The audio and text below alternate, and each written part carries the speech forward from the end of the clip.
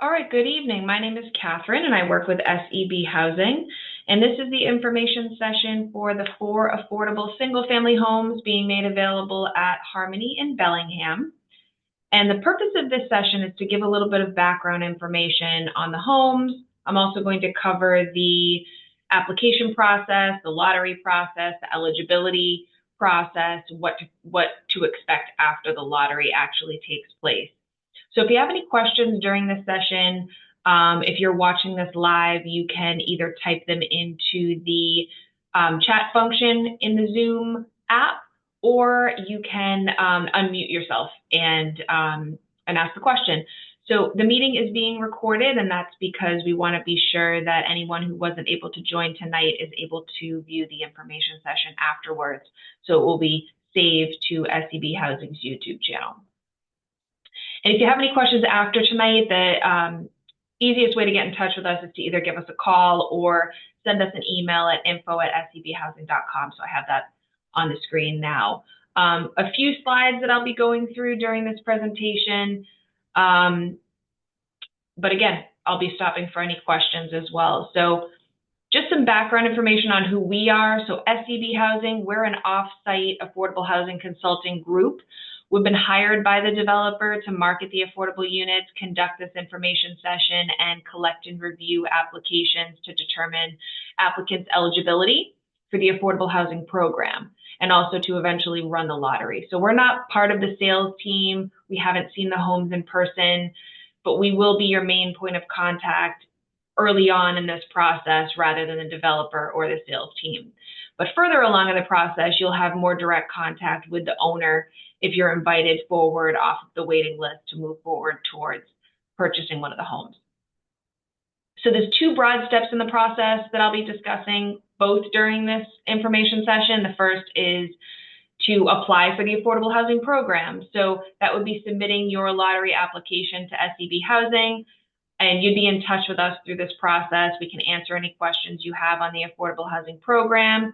We're going to do that preliminary review of your application. And if you're eligible, you'd be entered into the lottery and we'll give you a position on the waiting list.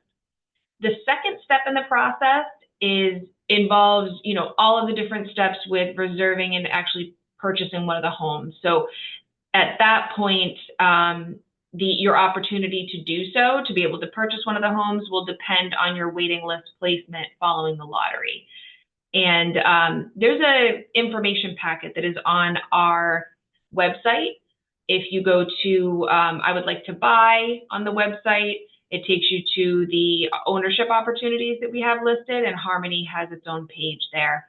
So page 12 of the information packet lists an approximate timeline for all of the different steps that need to take place before purchasing one of the homes. So if you haven't done so already, like I said, visit our website, sebhousing.com. If you click on the affordable housing opportunities page and select I want to buy, and then you'll select Harmony, you'll be taken to a page specific to this property, which will have a downloadable version of the application, the lottery application that I'll be going through, the deed rider, which I'll talk about as well, and the information packet. The information packet for this opportunity contains most of the material I'll be covering during this session. And even if you attend this session, we do suggest that you take a look at that packet. It has some useful information if you're interested in applying for these homes.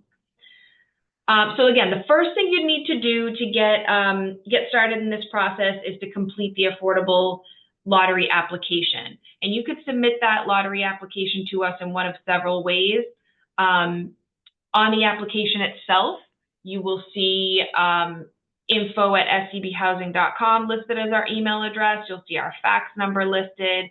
And then on your screen now too, you'll see that we have a drop box at our office location in Needham. So if you're in the Needham area, 257 Hillside Ave is where our office is located. And there's a blue drop box on the left side of the building that is secure, and you can drop it off there as well.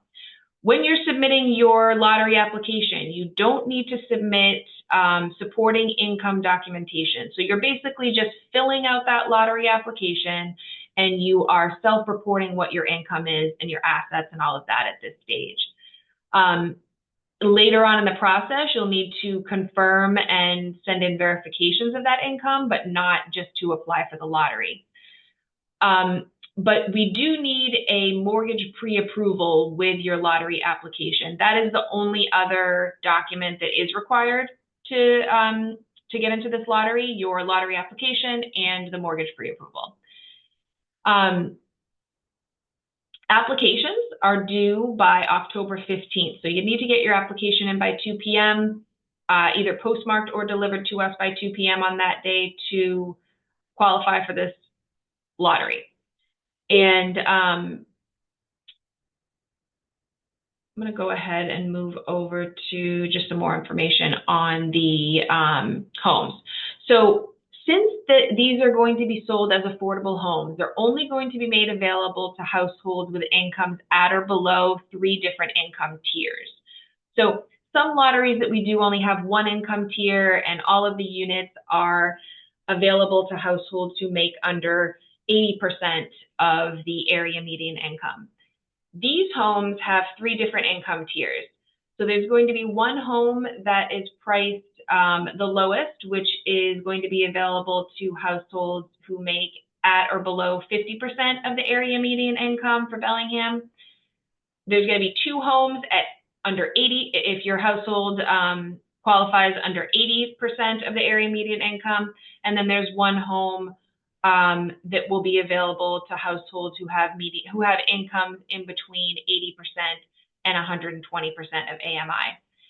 That 120% of AMI home is considered what's referred to as a workforce home instead of an affordable home. So just keep that in mind when you're looking at documentation, that there is a little bit of a different terminology used for that 120% home.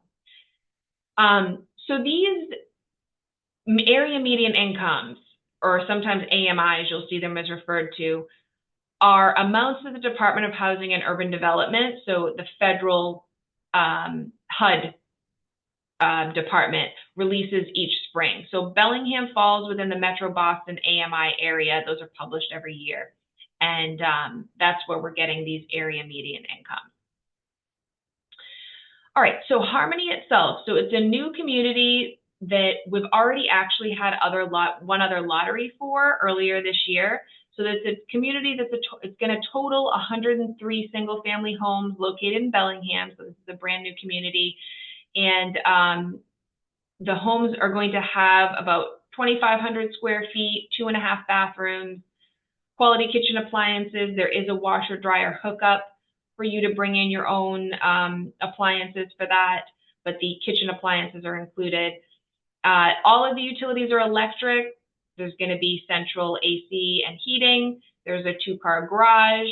There's also 2 spaces in a driveway for each of these homes, so you'll have more than just the 2-car parking there.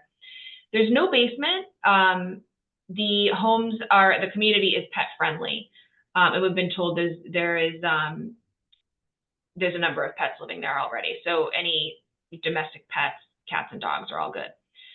Okay, so the sales prices of the homes you can see on your screen here too, and it's in all the materials. The sales price for the 50% AMI home is $203,900. The sales price for the 80% AMI homes is $358,200. And the sales price for that workforce home, the 120% AMI home, is $515,900. So these prices, all of them, are significantly below what the market rate homes are selling for in the community. I did a little search, and it looks as though the market rate homes are going for between $650,000 and $800,000. There is a $25 homeowner's fee that's going to be going towards community landscaping. So pretty minimal fee there, which is great. We get this question a lot too from applicants who are interested in these ownership properties. So the tax rate in Bellingham is $12.86 per $1,000 right now. So for this current year, the 50% AMI home would be paying about $2,600 a year in taxes. The 80% home would be paying about $4,600 a year in taxes, and then that 120% AMI home would have an annual tax amount of about $6,600. So that's going to vary each year because those amounts fluctuate, but just wanted to let you know that. My understanding, I didn't get confirmation as to whether or not these 4 affordable homes are currently finished or if they're under construction, but my understanding is that if they're not currently finished, they will be ready for occupancy soon after the lottery takes place next month. Tours of the homes will be available after the lottery, so once a household has been selected to move forward off of the waiting list, that's when the sales team will be doing tours and bringing you through the homes. And again, that's at the point where you're submitting your verification of income and everything to us. So you've already had a few steps. You already have a few steps till that happens. That'll be after the lottery, so sometime later on next month. Since these are affordable homes, they're going to have what's called a deed rider filed along with the deed at the time of the purchase. So the template or a sample deed rider is on the listing for this on our website for Harmony. So if you go in there, you'll see that that's one of the PDF documents that is saved there for you to take a look at.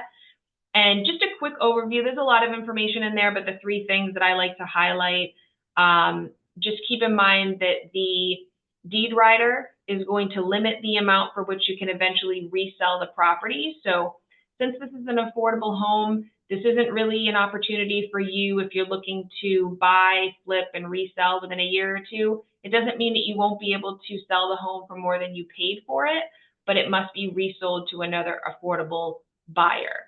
So you might have some return on investment, but you wouldn't expect to see the same appreciation that homes selling on market rate will sometimes see.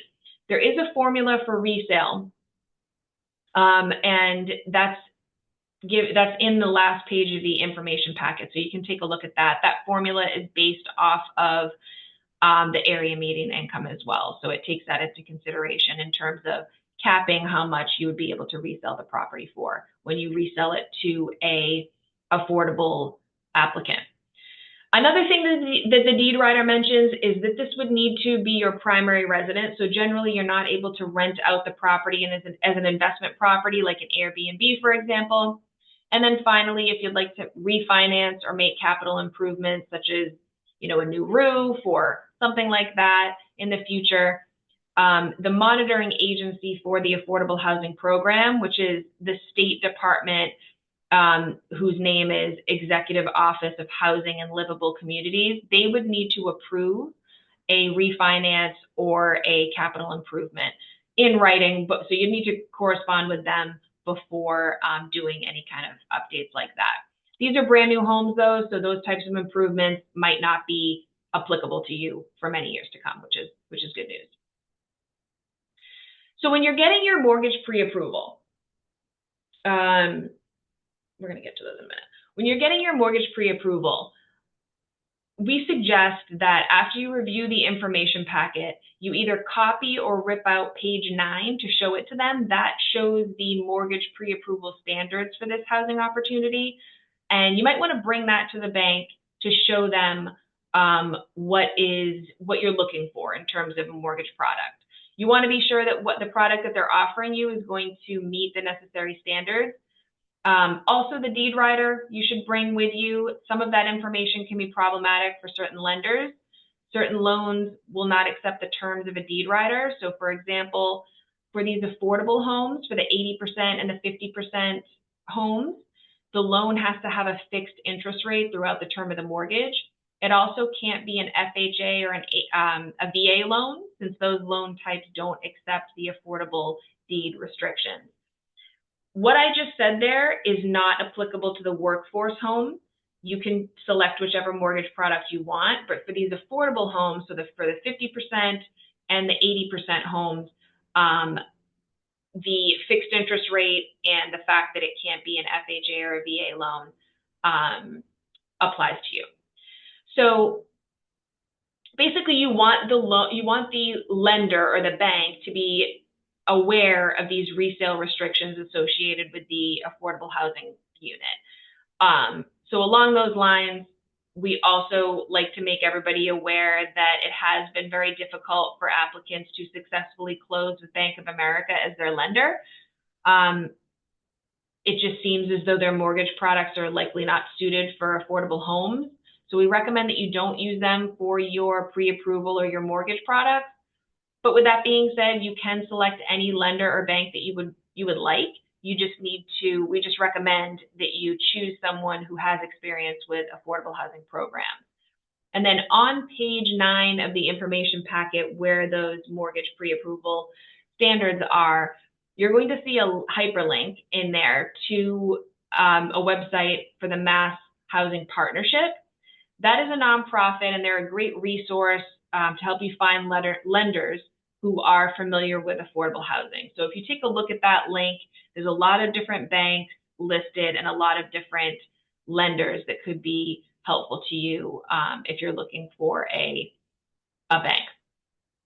The mortgage pre-approval standards state as well that you need to provide a down payment of at least 3% of the purchase price. Half of that, so 1.5% of the purchase price, would need to come from your own funds. So your loan or mortgage can be for up to 97% of the purchase price. Before I move on to the eligibility process, I just want to pause. If anybody has any questions, let me know. I know that the chat feature is in here for you, but just let me know if you have any questions again.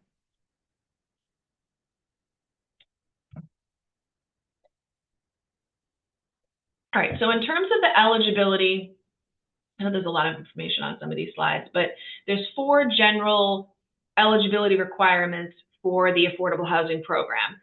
These are listed in the information packet as well, but just to go over it with you, the first is that everyone in the household must qualify as what's called a first-time home buyer. There are exceptions to this, which I'll talk about in a few minutes, but even if you qualify for one of those exceptions that I'll mention, you still would need to sell your current home prior to closing on an affordable home at Harmony. So if you own a home right now, you would need to be off the deed by the time that you are applying for this. The second eligibility criteria is that a household's income and assets have to be below the maximum allowable income and assets, which I'm going to go over with you in just a moment. The third is that households have to be pre-approved for a mortgage. You need to submit that mortgage pre-approval with this lottery application. And then the fourth is that households cannot have financial interest in the development or be a related party. What a related party is basically if you work for the developer, if you know them, if they're your father, uncle, whatever it might be, you may not be eligible for this lottery. And then to circle back on first-time home buyer. So all household members need to be considered first-time home buyers, and they will be considered first-time home buyers if they haven't within the last 3 years owned a home. And that includes through joint ownership. So if a household member was on the deed to a home along with their partner or spouse, they were still considered to be owners of that home at some point. So there's 5 exceptions to the first-time home buyer rule, and these are listed in the information packet. The 3 exceptions that I like to highlight because they come up most often, I'm going to go through right now. So the first exception is someone who's referred to as a displaced homemaker, and that's someone who hasn't worked outside the home for years but works to maintain the home, maybe care for family, children, and have owned a home with their partner or spouse, but they no longer own that home due to a recent divorce or legal separation. So they're no longer on that home deed, but they did own the home within the last 3 years. That's an exception. The second exception is a single parent with at least joint custody of a child, or someone who is pregnant that's now being displaced because of a family breakup or divorce. That person is now looking for a new home and applying for this lottery. That is an exception to the first-time home buyer rule. And then the third exception is an age-qualified household. So this applies to anybody who has a member that is 55 years or older, and that person is selling or has sold their home recently in order to purchase an affordable property. So again, if you qualify or anybody in your household qualifies for any of those exceptions, you do still need to sell your home before buying a home at Harmony.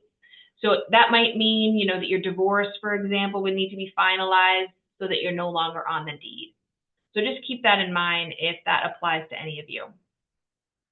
In terms of the income and assets, since these are affordable homes, like I said, these homes are being made available to purchase at prices that are lower than market rate homes in the area. So they're only going to be made available to households who have incomes under these 50%, 80%, and 120% of area median income amounts. There's a lot of numbers on this page, I understand, but I just wanted to get these on here for you. So if you're looking at the screen now, the top chart are the maximum income limits for the 50% households. There's no minimum amount, you'll notice, for the 50% households, but you would need to qualify for a mortgage. So if you had, no income, for example, you're likely not going to be qualifying for a mortgage at a bank. So this is the maximum amount here for the 50% AMI units. So if you're a 4-person household, for example, and you make over $81,600, you're not going to qualify for the 50% unit, but you may qualify for this 80% home if your total household income is between $81,601 and $130,250, for example. So you'd want to take a look at the information packet and see these figures here and decide which, or estimate which home you might be, or income tier you might be eligible for. So the maximum income limits are set by household size, as you can see, and that is figuring your total household income. So everyone in your household, maybe you have wages coming in, but you also have some Social Security payments, for example. So all of that needs to be added up on your application when you are submitting it, so we know how to estimate where you fall. There is going to be a documentation requirements guide. So although you don't need to submit verification of income when you're submitting your application and mortgage pre-approval, if you are approved for this lottery, we're going to send you an email that has a guide attached to it, giving you information on what types of documentation you do want to start to gather for further down the line. So how many pay stubs we might need from you, benefit statements, tax returns, all that sort of thing. You should know that for every household, we're going to require the last 3 years of your tax returns. So you're going to want to have that handy. And then depending on the sources of your income and assets, you're just going to want to review that guide carefully to see what we might need. And then although we're not going to need the income verifications from you right now, I do still want to give you a basic overview of how your income is going to be calculated. So for this affordable housing program, we count your income as a projection of what your income will be over the next 12 months. And that includes for all household members, like I said. If you have minors in the household who are working, so if you have a 16-year-old in your household who's working, we're not going to include those wages in your total household income. It is gross income that we need to count, so the amount you make before taxes. I know most of us, aren't taking home the full amount listed on our pay stub or the full amount of your salary, but this affordable housing program does mean that we need to use gross income when we are determining eligibility.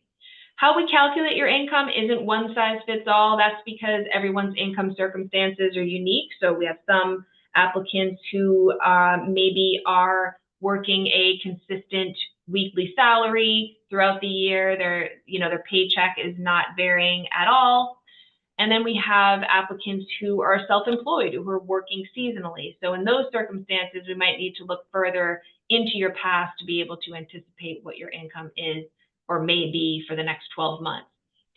Specifically for applicants who are self-employed, you would need to complete a profit and loss statement and provide supporting documentation to us. So if you are self-employed, your business expenses are going to be taken into account.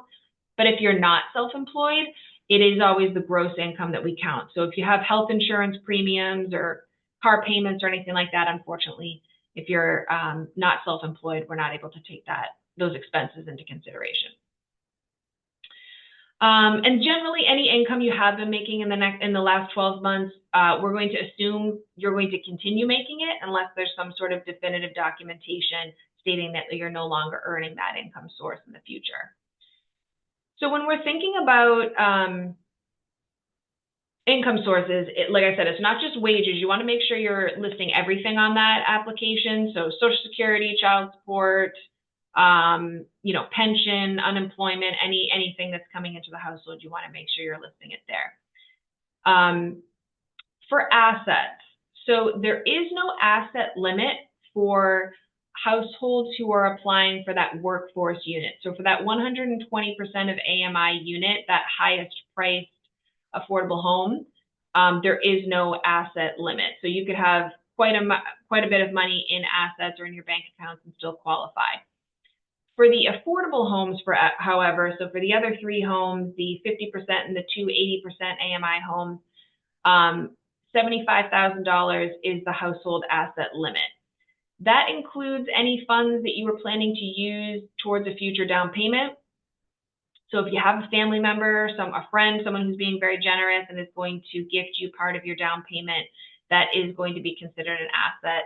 So you would need to disclose that, as well as cash in savings, checking accounts, CDs, the net value of stocks or retirement accounts like 401ks, bonds, Venmo, PayPal, all of that.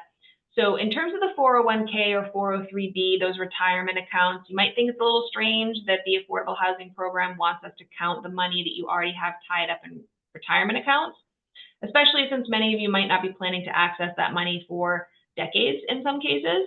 But the program does require us to do so, since you could, in theory, access those accounts to withdraw funds with a penalty. It is the post-penalty amount or the net cash value that we have to count from your retirement account. So you would be asked to get a letter from the financial institution that is holding your retirement account, and they would be able to estimate what your post-penalty amount would be. So that's how we would verify that asset for you. We don't need to verify personal assets, so cars, jewelry, whatever it might be. We don't need that. All right, so I've covered the eligibility criteria for the Affordable Housing Program and the lottery, and I'm going to move on to lottery eligibility and kind of what to expect after the lottery. And I have a question here to clarify. For the affordable homes, is the entire 401k balance counted, or is it a percentage of the 401k? So it is the net cash value of the 401k. So if you have a 401k retirement account, if you were to drain that account right now and just remove all of it to use for whatever purpose you wanted to, there would be a large penalty associated with it because you're taking it out before retirement. So what we would need to get from you in order to verify that amount is a letter from the financial institution letting us know what the post-penalty amount would be. So it's not going to be 100% of what you're seeing on your statement, but it's going to be a decent amount of it. I don't know the percentage in terms of what the penalty will be, because that's going to vary depending on your financial institution. Some of them will take a larger percentage than others. So just know that it's not going to be 100% of your retirement account that will be counted, but it will be more than 50%, I would think. All right, so lottery eligibility. So like I said, if you're interested in this opportunity, get your application in as soon as possible, get the process started. We at SCB Housing will review your application and contact you if any information is missing or appears incorrect.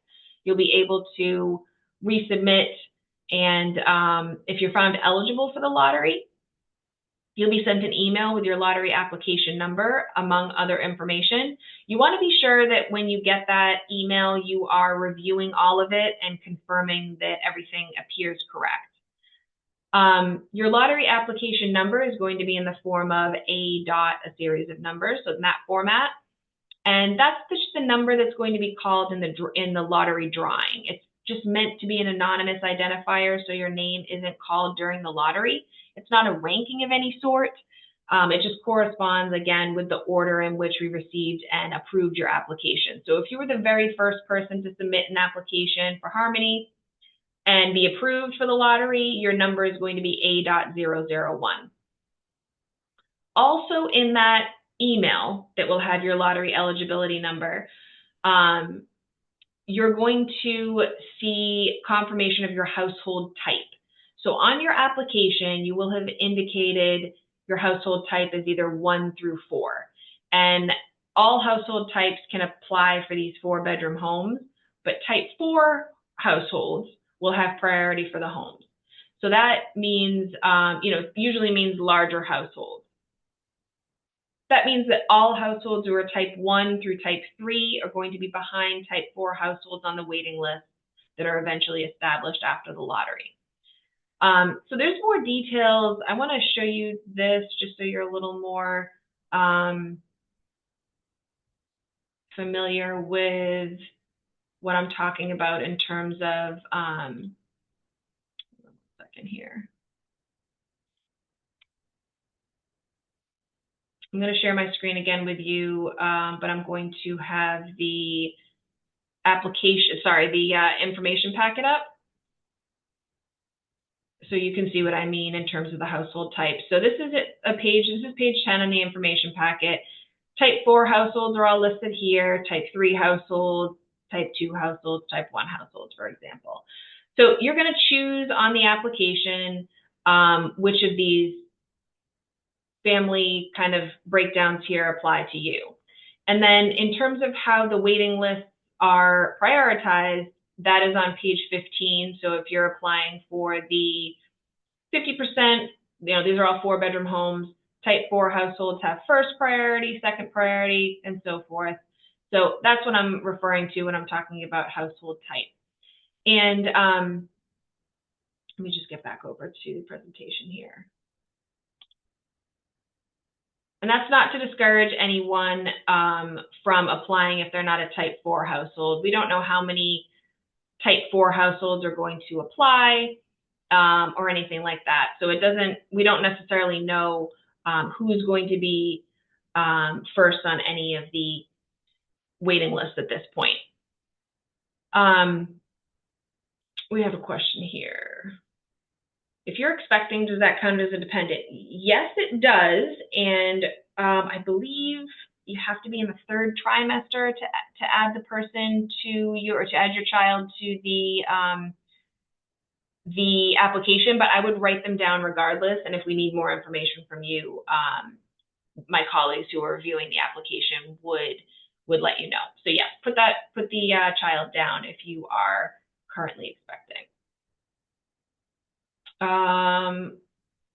Okay, so the waiting list for the affordable homes, and then the so-called workforce unit, or the 120% AMI unit, just that 120% AMI unit is also going to have local preference. So if you indicated that you live in Bellingham, you work full-time within the town, or if you have children attending Bellingham public schools, this will also be confirmed in your approval email that you're sent. So just confirm if you think that you qualify for local preference, make sure that it is indicated on that email that we send to you when we approve you for this lottery. Local preference means that for that 120% unit, households that have local preference are going to have priority on the waiting list over households of the same household type who do not qualify for local preference. So again, that's just for the 120% unit. The other units do not have local preference built into the waiting list. Again, the lottery application deadline is October 15th. So that's coming up in just about a month. And the lottery itself will be held virtually, just like this, on Zoom on October 29th at 6 p.m. So we're going to create the waiting list shortly after the lottery. We have to sort the results of the drawing, and top households will be invited by SEB Housing to move forward to reserve, mortgage, and buy the property after we have gone through income verifications and a few more steps. So like I said, the lottery is the same format as this information session, a Zoom session. Depending on the number of applicants, the lottery application numbers will either be drawn from a box, the numbers held up to the screen so you can see them as an attendee and recorded. And then we're going to either sort those results by computer or in screen share. So every lottery number is going to be drawn or picked in the lottery. So sometimes when you think of lotteries, you think, okay, there are 4 units, there's going to be 4 numbers drawn, but that's not the way that this lottery will be held. So this lottery is held in order for us to establish the waiting lists for these homes. So they create an order of priority for the next step in the process. If you are watching during the night of the lottery, sometimes it's hard to tell what your placement actually means, since everyone is being drawn at once, all household types, people who applied for only the 120% units or only the 80% units, everyone is being drawn at once. And it's really after the lottery, once we've sorted the results and sent you the waiting list, when it will all become clear for you. And those waiting lists will be sent to you the same night of the drawing. We always want to make sure that we send them out so people aren't waiting around and wondering what the results were. So if you were drawn later in the lottery, so maybe your 5th, 6th, 7th, 8th, 10th, you shouldn't lose hope, because you might still have the opportunity to move forward in the process and purchase one of the homes. That's because usually we don't see that the first 4 people, for example, in a 4 home lottery are purchasing the home. Sometimes you have some people dropping off because they're either not eligible and they're being denied, or they decide that they're no longer interested in purchasing one of the homes. So there's still a few steps that need to happen. So you shouldn't be too discouraged if you are a little bit further down the waiting list. So again, when you're reviewing that email that comes from us after the lottery that has the waiting list attached, you're going to review that email. You're going to find your lottery application number and see where you fall in the waiting list. At that point, you'll have a better idea as to whether or not you'll be moving forward right away to the next step in the process. If you are one of the top households on a waiting list, SEB Housing is going to send you an invitation by email to move forward in the process. And that's when you'll be asked to submit all of your income, asset, and tax documentation that's required to confirm your eligibility for the Affordable Housing Program. Hopefully by that point, you've been able to review the documentation requirements guide. And that's, again, the document that you were able to see, exactly what types of information we're going to need from you. So how many pay stubs and that sort of thing. You'll have about a week to submit all of that requested documentation into us. Most applicants don't get 100% of the information into us on the first try. So we will work with you to make sure we get that completed application. It's just a lot of information, and sometimes we have further questions for you even when we receive all of your information up front. So maybe you submitted your bank statement and there's some deposits that we have questions on, or that sort of thing. So don't be discouraged. Like I said, if there's a little bit of back and forth when we are trying to get that completed application from you. Just there's a lot of information, so we like to make sure we work with you. Okay, so if you're ultimately found eligible by SEB Housing, our next step is to send your file to the state. So the Executive Office of Housing and Livable Communities, I mentioned them before as the monitoring agency for this affordable housing program. So that agency will do a file review and give us the green light that you're eligible to move forward in the process, hopefully. And once they have approved your application, the process becomes much more similar to if you were purchasing a market rate home. And this is the point in the process where you've been found eligible by the monitoring agency. we like to just mention that if you decide to hire an attorney to assist you in navigating through the home buying process, we encourage you to do that. Perfectly acceptable to do that. Is likely the smart thing to do. It's a huge decision for most people to be buying a home, so you want to make sure you understand the process and you're represented. So once EOHLC has approved your application, we're going to put you in touch with the owner or the developer of the property to schedule a time to tour the home. And at that point, you can complete a reservation agreement if you're still interested. And that would be you reserving the home that you are interested in. You'd be putting down a $500 refundable deposit at that point. And then after you reserve the home, you'll have about 10 business days to sign the purchase and sale agreement with the required 1.5%. So half of your deposit at that point, minus the $500 you already paid at the reserving. That's when you would submit half of that. So 1.5% when you're signing the PNS agreement. The purchase and sale agreement is going to include certain agreed upon contingencies, such as a closing date for buying the home. And the PNS is really one of the final steps in the home buying process. So the finish line at that point is near once you've signed the PNS. So once you've signed that, you're then going to need to go back to your lender or the bank who issued your mortgage pre-approval to obtain your mortgage commitment. And their process might vary a little bit depending on the lender, but generally they're going to be reviewing all of the documentation up to this point. So the purchase and sale agreement that you just signed, the deed rider, etc. They'll do an appraisal on the home at that point in order to get you your mortgage commitment. So households have to remain eligible for the affordable housing program up until closing. So about 3 to 4 weeks before your closing date, SCB Housing is going to conduct a final review. So we'd be asking for updated pay stubs, bank statements, your mortgage commitment letter to confirm that you have, you didn't get a second job and now you don't qualify, that sort of thing. Once we confirm your eligibility on our end, we will forward the final information over to EOHLC again, so that monitoring agent at the state, and they will do their final review. If your eligibility has been maintained, you'll be able to move towards closing on the property. Once you've closed on the home, you can move in. There's no future income or asset eligibility reviews at that point. So you move into the home, you close on the home, move into the home. 3 months later, you get a new job that would have disqualified you from the affordable housing program. It doesn't matter. You've already purchased the home, and there's nothing in this agreement that says you need to stay below, your income needs to stay below a certain amount to continue to live there.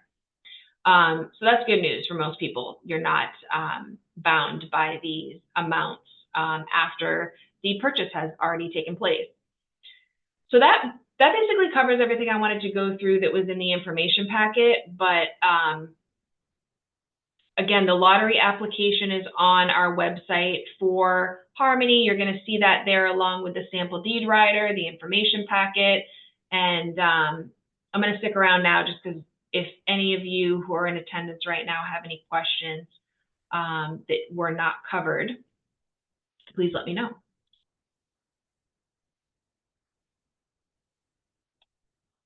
And again, the application deadline is October 15th, so you have about a month to get that lottery application with your mortgage pre-approval in. And info@scbhousing.com is the quickest way to get in touch with us. This is also the number that you could call as well, 617-782-6900, extension 2 for the home ownership opportunities. If there's no other questions, we look forward to getting your application. And again, if you have any questions that you think of after tonight or as you're filling out your application, for example, please email us at info@scbhousing.com. We'll be happy to help out and answer any questions you might have. Yep, I was just going to say that too. So question here is to confirm we're not allowed to view the homes until the end of the process. Correct. They're not, Harmony is not showing the homes until the lottery has been run. So after October 29th, I think the lottery is, the waiting list will be established at that point. And if you're one of the top households on the waiting list, you're moving forward in the process. At that point, they'll invite you to come by and tour the home. And again, I believe they're available now. If not, they will be next month in terms of construction. Any other questions?